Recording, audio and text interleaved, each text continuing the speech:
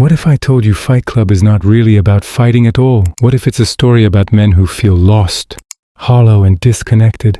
Men who are desperately searching for meaning in a world that no longer gives it to them? On the surface, Fight Club looks like a film about bored men beating each other up, escaping their repetitive lives through chaos and anarchy, guided by the magnetic presence of Tyler Durden. But beneath the violence lies something far more unsettling, a deep philosophical critique of modern life.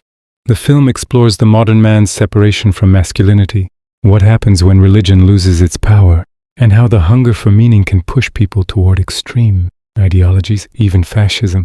These ideas align strikingly well with philosopher Friedrich Nietzsche's concept of the Übermensch or the overman. Beyond its powerful performances and sharp direction, Fight Club tells a story with serious philosophical weight. It begins by following a white-collar worker suffering from chronic insomnia. He drifts through life in a half-awake state, trapped in a job he hates, living without purpose, functioning more like a machine than a human being. He attends therapy groups, listening to strangers cry through their suffering in hopes of relief. And although he senses that something in his life must change, he chooses the easier path. Instead of changing himself, he changes his environment. He rebuilds his apartment from scratch, believing new furniture might somehow fix his broken existence. But shortly after completing his perfect home, he returns one day to find it destroyed by an explosion. This apparent tragedy becomes the gateway to transformation.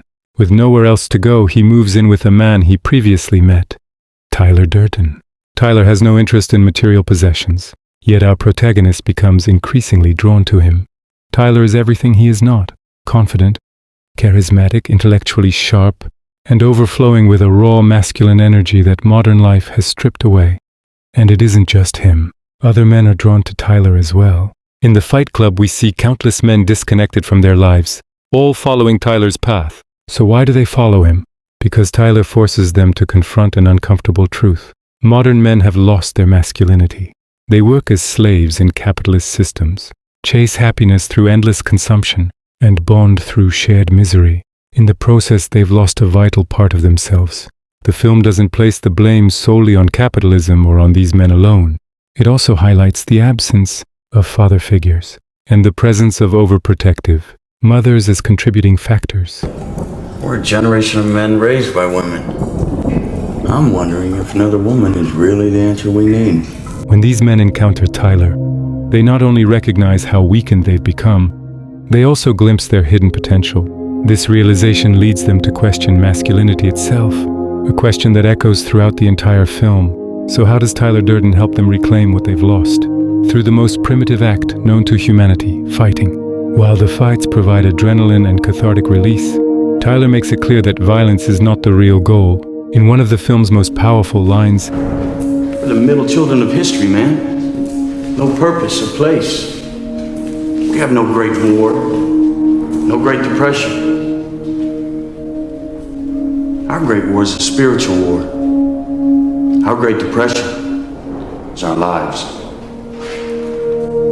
This spiritual emptiness was recognized long before. Tyler Durden, by Friedrich Nietzsche.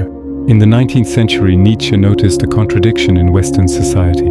How could a world full of believers preaching love, peace, and brotherhood be so violent and cruel? He concluded that people had abandoned the very values they claimed to believe in. This realization led him to declare that God is dead, meaning religion had lost its influence over society after the Enlightenment.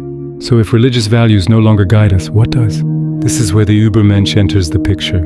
The overman rejects values imposed by religion, ideology, or authority, choosing instead to create his own. Tyler Durden fits this description perfectly. He crowns his own ideas as sacred and is willing to destroy any system standing in his way, not just for himself, but for others as well. Another striking similarity between Tyler and Nietzsche's overman is their relationship with pain. Nietzsche believed pain should be embraced, not avoided. A person's true capacity, he argued, is measured by how much pain they can endure. Interestingly, this mirrors Christianity's view of suffering, despite Nietzsche's harsh criticism of it. Tyler reflects this belief through both physical violence and emotional endurance. He forces others to experience pain and even appears to take pleasure in it himself. In one unforgettable scene involving a burning chemical, his words sound as though they were taken directly from a Nietzschean text. without pain, without sacrifice, we would have nothing. But the second half of the film reveals the dark side of both. Tyler Durden and the Übermensch ideal. As the Fight Club grows, Tyler builds something resembling a cult. With this army, he wages anarchic war against the capitalist system, sabotaging institutions, destroying corporate chains, and spreading chaos. Yet the system he creates begins to mirror the one he despises. While criticizing capitalism for turning people into machines, his followers become robotic themselves, blindly obeying orders, losing individuality and becoming interchangeable. They may appear more masculine than before, but they are still slaves. Tyler pushes this even further by expanding his movement, opening branches across different locations. Much like a corporation, what he builds may not be capitalist, but it is undeniably fascist. History shows us that many fascist leaders, in trying to destroy corrupted systems, become monstrous themselves. Believing they are saving the world, they often make it far worse. Nietzsche recognized this danger and left a warning that perfectly captures Tyler Durden's downfall. He who fights with monsters should be careful not to become one. For when you gaze long into the abyss gazes back into you.